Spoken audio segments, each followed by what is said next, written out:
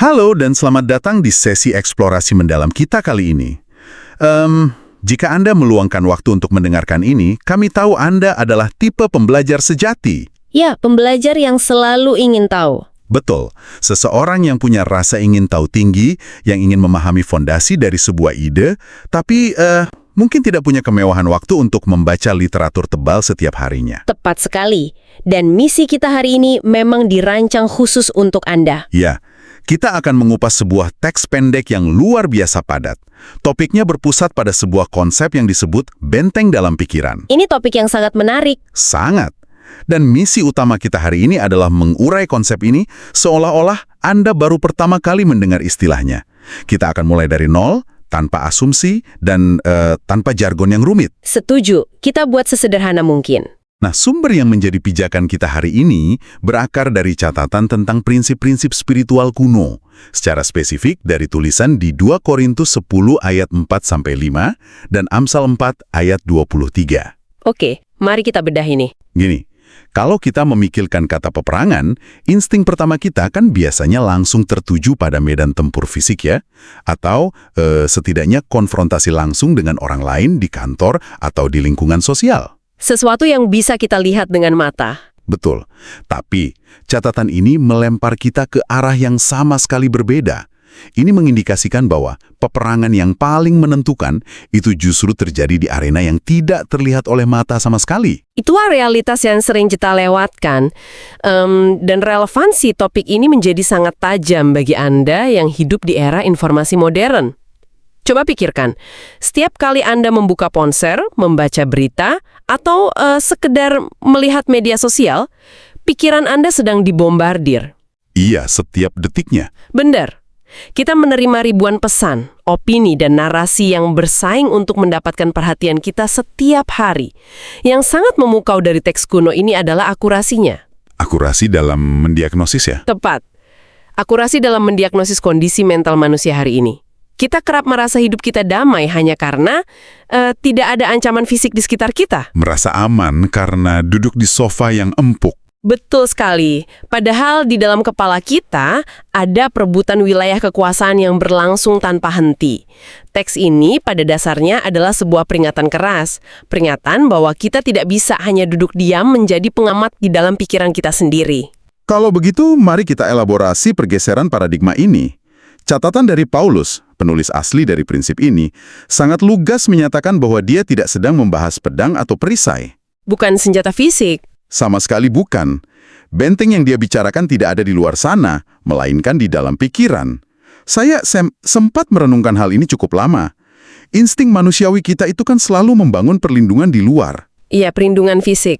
Ya, kita memasang sistem alarm di rumah, kita berinvestasi pada asuransi, kita membangun pagar yang tinggi. Kita menghabiskan begitu banyak energi untuk mengamankan perimeter fisik kita. Sangat protektif terhadap hal-hal materi. Betul. Tetapi tulisan ini menggeser fokusnya. Ini menyoroti bahwa ancaman terbesar justru sudah berada di dalam rumah kita sendiri, yaitu di dalam kepala kita. Nah, untuk memahami kedalaman dari ancaman internal tersebut, kita perlu membedah anatominya. Teks aslinya menggunakan sebuah kata Yunani yang sangat spesifik, yaitu ochirkroma. Ochirkroma, oke. Ya, ochirkroma. Bagi Anda yang baru mengenal konsep ini, jangan bayangkan ochirkroma ini sekedar sebagai tembok batu pasif yang diam saja. Ini adalah sebuah struktur militer yang sangat kompleks. Punya sistemnya sendiri ya? Persis. Dari catatan yang kita miliki, ada 4 karakteristik utama yang membuat pikiran tertentu bisa diklasifikasikan sebagai benteng. Karakteristik yang pertama adalah sifatnya yang sudah lama tertanam. Jadi bukan ide baru? Bukan, ini bukan ide acak yang mampir di kepala Anda saat sedang menunggu lampu merah. Ini adalah pola pikir yang sudah membangun fondasinya selama bertahun-tahun, bahkan mungkin berdekade-dekade. Ini mengingatkan saya pada analogi tentang jalan setapak di hutan. Kalau Anda berjalan melewati semak-semak sekali, tidak akan ada jejak yang tertinggal. Iya, semaknya akan tumbuh lagi. Betul. Tapi kalau Anda dan banyak orang berjalan melewati rute yang sama setiap hari selama 10 tahun, semak-semak itu akan hilang. Tanahnya mengeras, dan akhirnya berubah menjadi jalan raya beraspal. Analogi yang sangat bagus. Otak kita sepertinya bekerja dengan cara yang sama kan.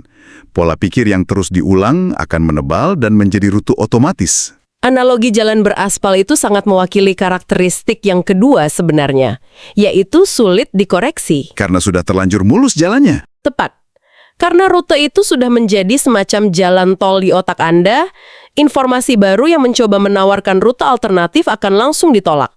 Pikiran Anda lebih memilih jalan yang sudah terbiasa, meskipun jalan itu sebenarnya merusak. Karena jauh lebih gampang lewat jalan tol daripada harus babat hutan lagi. Benar sekali. Dan hal ini berkaitan erat dengan karakteristik ketiga, di mana benteng ini mulai dianggap normal oleh pemiliknya. Dianggap normal. Ini menarik. Ya, pemilik benteng tidak lagi melihatnya sebagai sebuah penjara atau masalah. Mereka menyerapnya menjadi bagian dari identitas. Ini poin yang sangat sering kita temui sehari-hari. Berapa kali kita mendengar seseorang, atau bahkan diri kita sendiri berkata, "Yah, saya memang orangnya pemarah dari sananya." Atau saya memang tidak berbakat sukses. Nah, ya. Nasib saya memang begini. Kita mengemas kelemahan atau luka masa lalu kita, lalu memberinya label identitas. Kita merasa nyaman duduk di dalam sel tahanan yang pintunya sebenarnya tidak terkunci. Dan ketika seseorang mencoba membuka pintu sel itu untuk Anda, disitulah karakteristik keempat muncul. Apa itu? Benteng ini membela dirinya sendiri. Membela diri berarti dia aktif ya? Sangat aktif. Oshiroma bukanlah struktur yang mati. Ia memiliki mekanisme pertahanan otomatis. Ketika ada orang yang menyodorkan fakta atau kebenaran yang mengancam pola pikir tersebut, ego kita akan bangkit. Kita akan melawan. Kita akan mencari 1001 alasan. Kita memanipulasi data dan berargumen dengan gigih hanya untuk melindungi penjara mental yang menahan kita itu. Wow. Ada satu kalimat dari sumber kita yang menyimpulkan semua karakteristik tadi menjadi satu pukulan telak. Kalimat ini jujur membuat saya berhenti dan berpikir keras.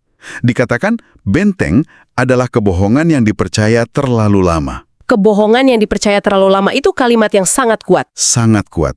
Coba Anda yang sedang mendengarkan resapi kalimat itu sejenak. Kebohongan yang dipercaya terlalu lama. Sesuatu yang pada dasarnya tidak nyata, fiktif, atau salah. Tapi terus diberi makan. Tepat. Karena sudah mendapat suplai kepercayaan dari Anda selama bertahun-tahun, ia bermutasi menjadi sebuah realitas mutlak di dalam kepala Anda.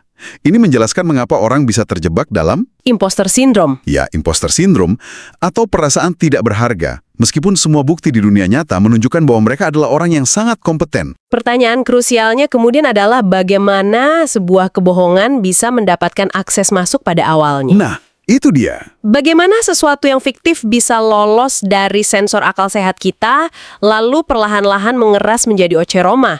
Teks yang kita telaah ini tidak membiarkan kita menebak-nebak. Ia memberikan kerangka analisis yang sangat presisi mengenai taktik penyusupan ini. Disinilah pembahasan kita masuk ke area yang terasa sangat relevan dengan kehidupan modern. Catatan tersebut menggunakan kiasan matriks untuk menggambarkan bagaimana benteng ini dibangun bukan melalui paksaan, melainkan melalui sistem logika.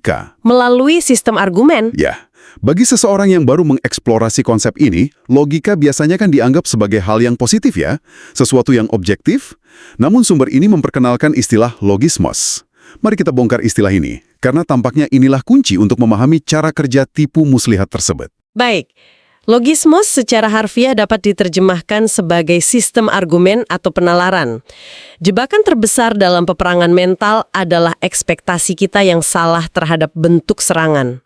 Maksudnya, kita menunggu musuh yang terlihat menyeramkan. Tepat sekali, kita sering mengira serangan terhadap pikiran akan datang dalam bentuk godaan yang mengerikan atau sesuatu yang secara moral sangat menjijikan. Padahal, Kalau serangannya sejelas itu, radar pertahanan kita pasti langsung berbunyi kan? tentu saja kita akan menolaknya mentah-mentah. Taktik dari logismos beroperasi di bawah radar. Ia menyusup dengan menggunakan jubah rasionalitas. Ia menawarkan argumen yang terdengar sangat masuk akal, perlahan-lahan meracuni cara pandang kita tanpa pernah memicu alarm kewaspadaan.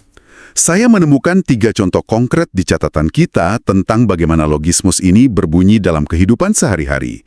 Contoh pertama adalah kalimat, semua orang melakukannya. Bukankah ini alasan mengapa algoritma media sosial begitu adiktif dan kadang merusak?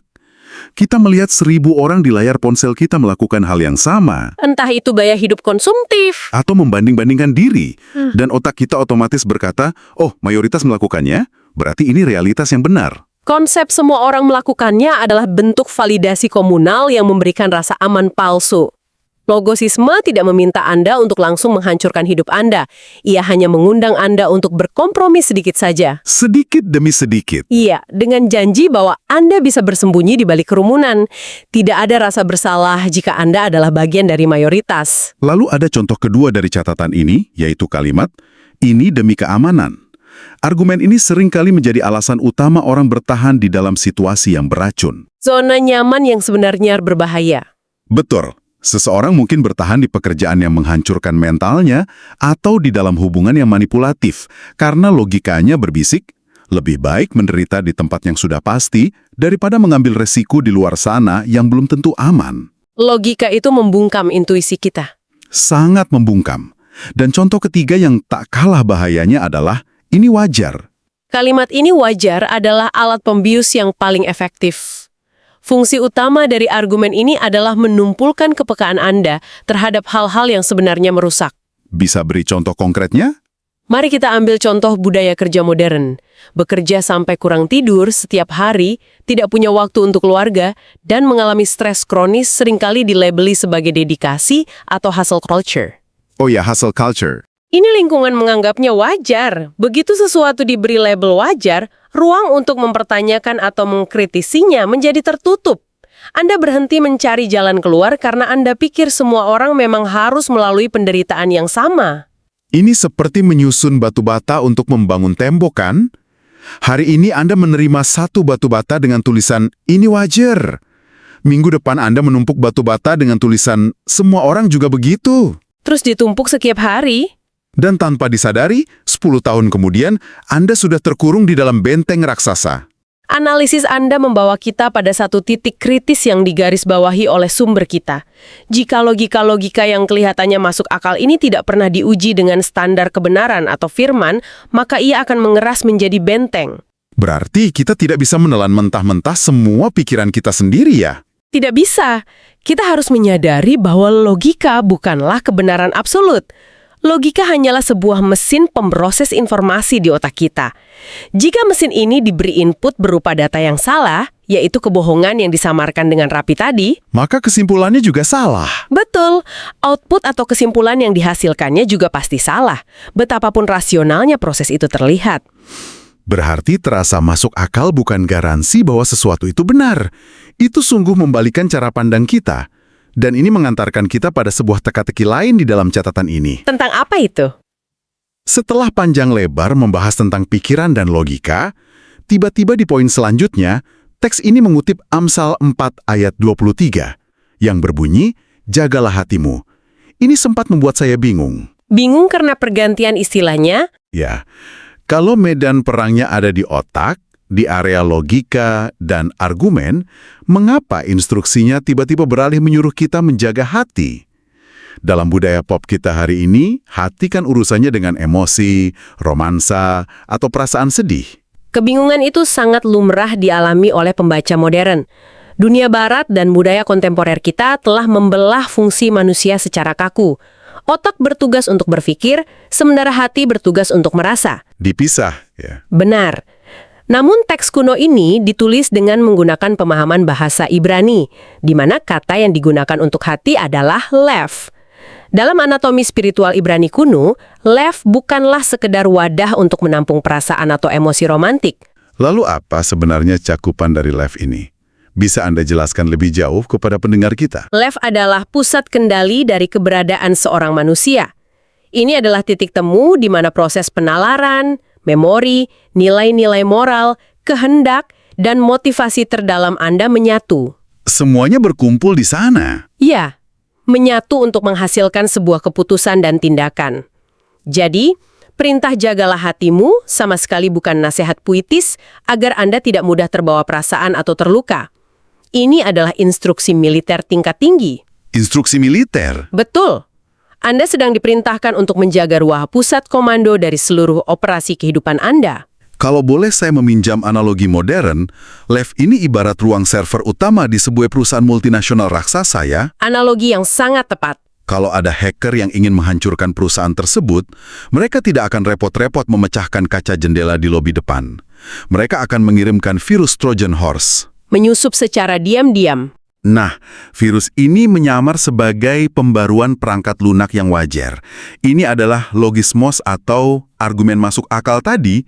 Begitu virus ini berhasil masuk dan menetap di dalam server utama, yaitu Lev, maka seluruh cabang perusahaan, seluruh sistem logistik akan kacau balau mengikuti kode yang rusak tersebut.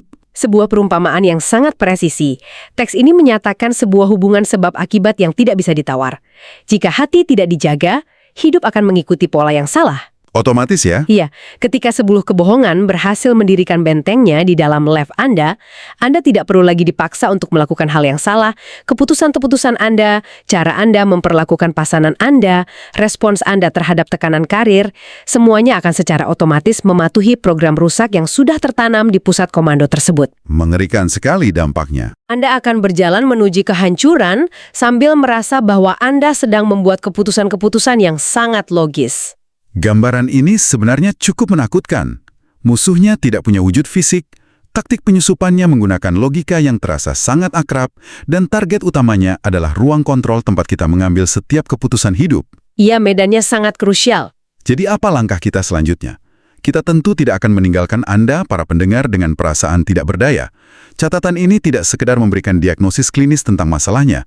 Ia juga membekali kita dengan strategi bertahan dan menyerang balik yang sangat praktis. Betul sekali. Di bagian akhir, Paulus menuliskan instruksi menawan segala pikiran kepada Kristus.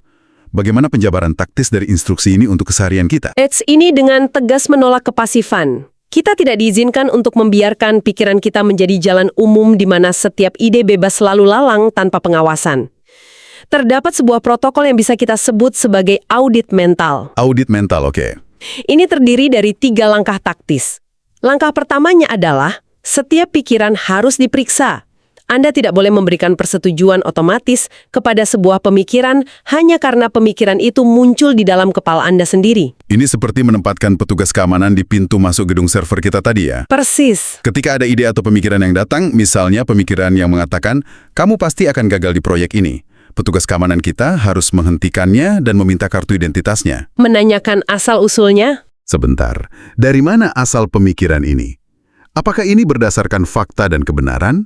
Atau ini hanya kebohongan yang disamarkan oleh rasa takut masa lalu? Kita harus berani menginterogasi isi kepala kita sendiri.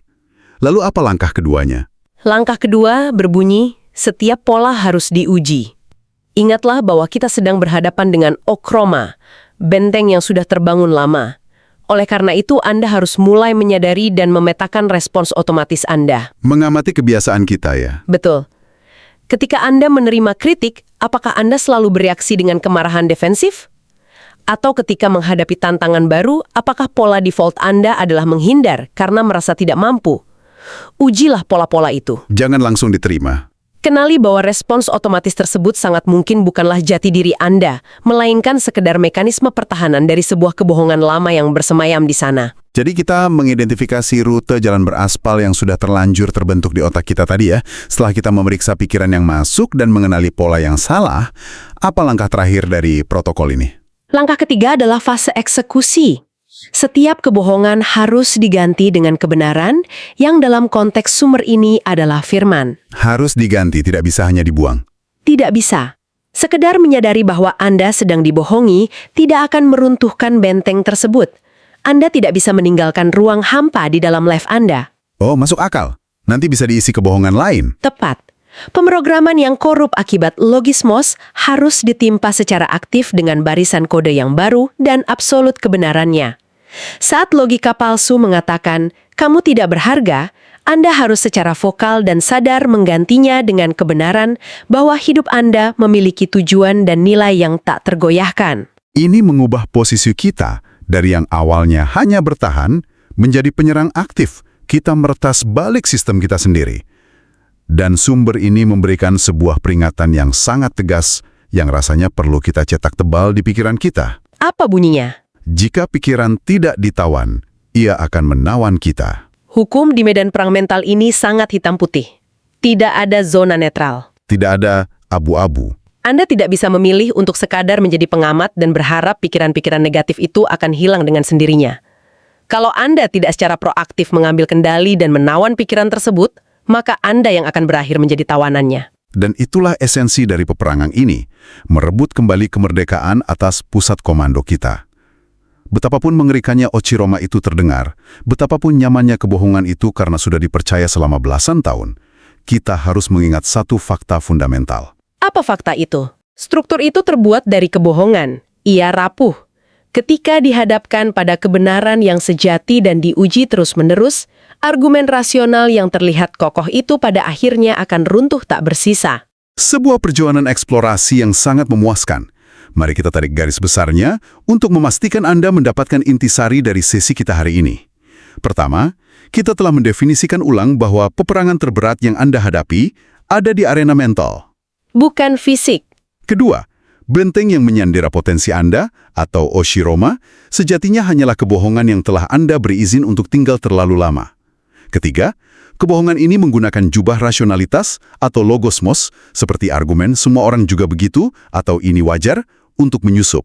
Sangat licik. Keempat, target utamanya adalah left Anda, ruang kendali yang menentukan seluruh arah hidup Anda. Dan sebagai penutup, strateginya adalah melakukan audit aktif. Periksa pikirannya, uji polanya, dan ganti kebohongannya dengan kebenaran absolut. Kesimpulan yang luar biasa utuh. Sebelum kita mengakhiri sesi ini, saya ingin menantang Anda dengan sebuah pemikiran baru untuk direnungkan di luar sana. Silakan. Kita telah berbicara panjang lebar tentang bagaimana kita membangun dan secara aktif harus meruntuhkan benteng di pikiran kita sendiri. Namun coba pikirkan dimensi ini.